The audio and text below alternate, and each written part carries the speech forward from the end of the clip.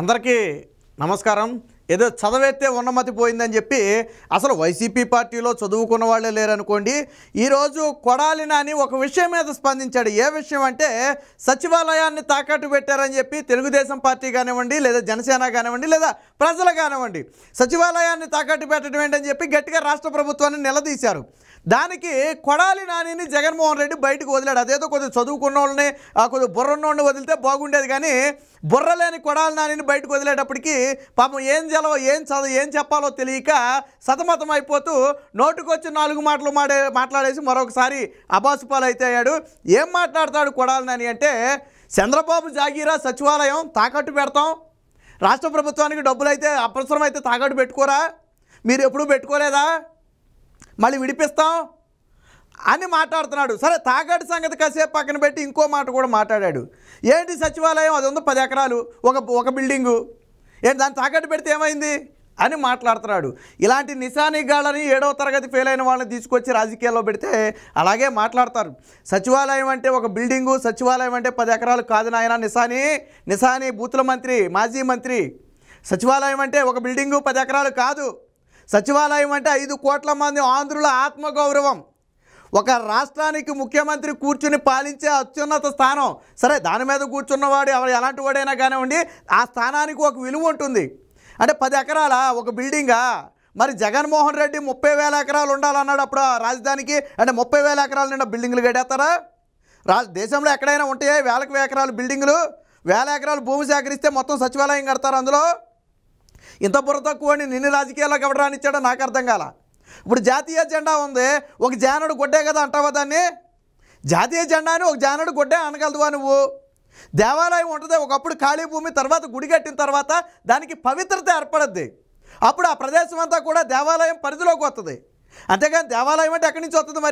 మరి ఒకప్పుడు లేదు కదా, ఇప్పుడు దేవాలయం ఎలా వచ్చిందని మాట్లాడతావా నువ్వు? అక్కడ ఖాళీ స్థలంలోనే, ఏమీ లేని సమయంలోనే ఒక భవనాన్ని కట్టి ఆ భవనంలో ఒక ముఖ్యమంత్రి కూర్చుని పాలించినప్పుడే దానికి ఆ విలువ వచ్చేసింది. ఇక కొడాలి నాని దృష్టిలో స్టాంప్ పేపర్ అంటే ఒక తెల్ల పేపరేగా అంటాడేమో. స్టాంప్ పేపర్ అంటే ఒక తెల్ల పేపరేగా? ఇదే మాట్లాడేది. ఇలాంటి వాడిని తీసుకొచ్చి రాజకీయాల్లో పెట్టారు. సరే, కొడాలి నాని ఏదో మాట్లాడాడు, ఒకసారి ఆ మాట్లాడేటో కూడా ఒకసారి విందాం. ప్రభుత్వ ఆస్తులు తాకట్టు పెట్టకుండా బ్యాంకులో లోన్ ఇస్తారా? బ్యాంకులోడు ప్రభుత్వ ఆస్తులు తాకట్టు పెట్టకపోతే బ్యాంకులు లోన్ ఇవ్వని చెప్పి వేలు ముద్రేసే వాళ్ళకు కూడా తెలుసు, అది అందరికీ తెలుసు. కాకపోతే ఇక్కడ ప్రభుత్వ ఆస్తులను మీరెందుకు తాకట్టు పెడుతున్నారు? తాకట్టు పెట్టకపోతే బ్యాంకు లోన్లు ఇవ్వ, ఆ విషయం మాకు తెలుసు. మరి ప్రభుత్వ ఆస్తులను మీరెందుకు తాకట్టు పెడుతున్నారు? సచివాలయాన్ని మీరెందుకు తాకట్టు పెట్టారు? దానికి నువ్వు సమాధానం చెప్పాలా. ప్రభుత్వ ఆస్తి తాకట్టు పెట్టకుండా బ్యాంకు లోన్ ఇస్తాడా? పలానా తాకట్టు పెట్టాలి, పలానా తాకట్టు పెట్టకూడదు, పలానాది మార్టిగేజ్ చేయాలి, పలానా షూటీ చేయాలని ఏమన్నా డాక్టర్ బిఆర్ అంబేద్కర్ గారు రాజ్యాంగంలో రాశారా? రాజ్యాంగం దాకా వెళ్ళేవేటి? నువ్వు చదువుకున్న 7వ తరగతికి రాజ్యాంగం దాకా వెళ్ళావు. సరే, నువ్వు చెప్పిన లాజిక్కే మాట్లాడదాం. ఏమి తాకట్టు పెట్టాలి, ఏమి తాకట్టు పెట్టకూడదని రాజ్యాంగంలో రాసి లేదు అన్నావు కదా. మరి తాకట్టు పెట్టాలని ఏ రాజ్యాంగంలో రాసింది? రాజారెడ్డి రాజ్యాంగమా? తాకట్టు పెట్టాలని ఏ రాజ్యాంగంలో రాసింది? నువ్వు చెప్పింది కరెక్టే, అందులో రాయిలా. తాకట్టు పెట్టమని ఎవడు రాశాడు? ఏ రాజ్యాంగంలో రాశాడు? నీ రాజారెడ్డి రాజ్యాంగంలో రాశారు తాకట్టు పెట్టుకోమని? కంటికి కనపడిన దాన్ని ప్రతిదాన్ని తాకట్టు పెట్టుకోమని రాజారెడ్డి రాజ్యాంగంలో రాశాడు? చెప్పు. సచివాలయాన్ని తాకట్టు పెట్టుకోవచ్చు అని ఏ రాజ్యాంగంలో రాశాడు? చెప్తావు నువ్వు సమాధానం? 7వ తరగతి ఫెయిల్ అయిన నీకే అని తెలివితేటలుంటే ఆర్థిక నిపుణులకి, పెద్ద పెద్ద చదువులు చదువుకున్న వాళ్ళకి వాళ్ళకేం తెలివితేటలు ఉండాలా?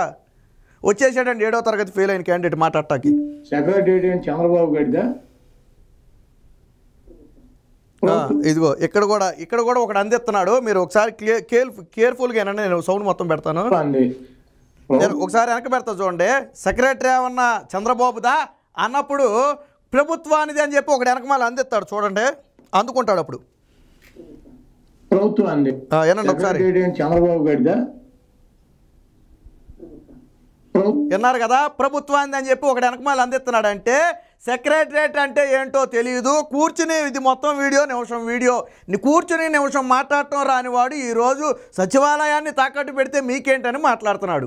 నీకు ఒకటి వెనకమాల స్క్రిప్ట్ అందిస్తేనే కానీ మాట్లాడలేవు. నువ్వు ఇతరుల గురించి మాట్లాడటం, చంద్రబాబు గురించి మాట్లాడటం, లేదా ప్రతిపక్షాల గురించి మాట్లాడటం మా దౌర్భాగ్యం. ప్రభుత్వం డబ్బులు కావాల్సి వచ్చినప్పుడు, ప్రజలకు అవసరమైనప్పుడు బ్యాంకుల్లో డబ్బులు కావాల్సి వచ్చినప్పుడు మార్టిగేజ్ చేస్తారు, తాకట్టు పెడతారు, మళ్ళీ డబ్బులు కడతారు, రిలీజ్ చేసుకుంటారు. సెక్రటరియట్ అని బాబు గారి సొత్తా, చంద్రబాబు గారి సొత్తా? సరే నీ భాషలోనే మాట్లాడదాం. సెక్రటరియట్ చంద్రబాబు గారి సొత్తు కాదు, వాళ్ళ బాబు సొత్తు అంతకంటే కాదు. మరి నీ బాబు సొత్తా, జగన్మోహన్ రెడ్డి బాబు సొత్తా? నీ అమ్మ మొగుడు సొమ్ము ఏమో తీసుకొచ్చి సెక్రటరియట్ నువ్వు కట్టావా? భూమి సేకరించి డబ్బులు పెట్టి సెక్రటరియట్ కట్టి అక్కడి నుంచి పాలించి తరువాత ఓడిపోయిన తర్వాత మీ చేతిలో పెట్టాడు. అంటే అన్నీ చేసిన చంద్రబాబు గారికే ఏమీ హక్కు లేకపోతే వచ్చి ముడ్డి మోపిని నీకు జగన్మోహన్ రెడ్డికి హక్కు ఉంటుందా? సిగ్గు శరం ఉందా? అమరావతి శ్మశానం అన్నారు, ఎడారి అన్నారు, ఇటకబాడలేదన్నారు. 5 ఏళ్ల నుంచి ఎక్కడి నుంచి పాలించారు మీరు? ఎక్కడి నుంచి పాలించారు? సిగ్గుందా? ఎవడు కట్టాడు? జగన్మోహన్ రెడ్డి కట్టాడా? నువ్వు కట్టావా? ఎవడు కట్టిన దాంట్లో కూర్చుని పాలించారు? 3 రాజధానులు ఏడిచారా? 3 రాజధానులు ఎక్కడైనా? చంద్రబాబు నాయుడు గారు కట్టిన భవనంలో నువ్వు కూర్చున్నావు, మీ నాయకుడు కూర్చున్నాడు. చంద్రబాబు నాయుడు గారు కట్టిన భవనంలో సమావేశాలు జరిగాయి. చంద్రబాబు నాయుడు గారు కట్టిన హైకోర్టులో ఈరోజు తీర్పులు వస్తున్నాయి. చంద్రబాబు గారు కట్టిన ఏపీఐఐసి భవనం ద్వారా ఈరోజు పరిశ్రమలు రాష్ట్రానికి వచ్చాయి. చంద్రబాబు గారు కట్టిన పోలీస్ క్వార్టర్స్ ద్వారా ఈరోజు రాష్ట్ర పరిపాలన జరుగుతుంది. మరి నువ్వేం కట్టావు చెప్పు ఒకటి? మీ నాయకుడు ఏం కట్టాడు? ఎవడు సొమ్ము తీసుకొచ్చి కట్టాడు చెప్పు ఒకసారి సమాధానం. నువ్వు అడిగావుగా చంద్రబాబు బాబు సొమ్మ అని. మరి నీ బాబు సొమ్ము కాదు కదా అది. చంద్రబాబు సొమ్ము కానప్పుడే నీ బాబు సొమ్ము కాదు కదా. మరి నువ్వెలాగ అమ్మావు? ఆయన ఎందుకు అమ్మలా, నువ్వెందుకు అమ్మావు? దానికి సమాధానం చెప్పు. మాట్లాడితే అమ్మలో అయ్యలు గుర్తురావడం తప్ప. ఇది తాకట్టు పెట్టారు, అది తాకట్టు పెట్టారంటే వీడు పెట్టినయే పెట్టాలా? కానీ చంద్రబాబు నాయుడు పెట్టినటువంటి ఆస్తులు తాకట్టు పెట్టాలి రూల్ ఉందా? రాజ్యాంగంలో రాసి ఉందా? పలానా ఆస్తి పెట్టాలి, పలానా ఆస్తి పెట్టకూడదు? అది ప్రభుత్వం ఇష్టం. ప్రభుత్వం ఇష్టం అంట. మరి ప్రభుత్వం ఇష్టం అయితే గతంలో కట్టిన ఆ అమరావతి రాజధానిని మీరెందుకు వచ్చేసి మార్చేశారు? ప్రభుత్వం ఇష్టం కదా, మీరెందుకు మార్చేశారు? మీరు కడితే మీరు మార్చుకోండి. మీరు కట్టారా?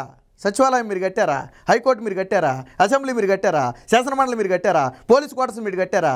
ఏం కట్టారు మీరు? ఏం కట్టారు మీరు? జగన్మోహన్ రెడ్డి తాడేపల్లి రుషికొండ మీద ప్యాలెస్ కట్టుకున్నాడు 500 కోట్లు పెట్టి. ఇక చంద్రబాబు నాయుడు తాకట్టు పెట్టినయే పెట్టాలన్నావు. ఏం తాకట్టు పెట్టాడు? టక్కుని 2 చెప్పు. ఇదిగో చంద్రబాబు నాయుడు ప్రభుత్వంలో ఇది తాకట్టు పెట్టాడు 2. తడుముకోకుండా టక్కుని 2 చెప్పగలవా? ఈ వీడియో మొత్తం చూసినా ఏం తాకట్టు పెట్టాడో చెప్పలా.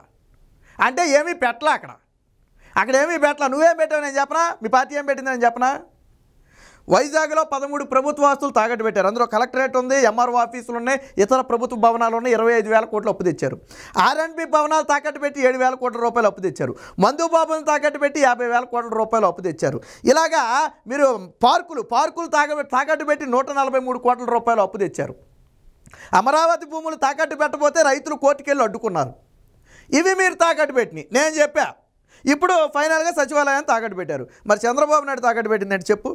ఎవరికైనా సరే ఓపెన్ సవాల్. ఏం పెట్టాడు చంద్రబాబు నాయుడు? ఏమీ పెట్టకుండానే అన్నీ కట్టాడు ఆయన. మరి ఎందుకు ఈ మొండేడుపు? బ్యాంకర్స్తో మాట్లాడి బ్యాంక్ డబ్బులు కావాలి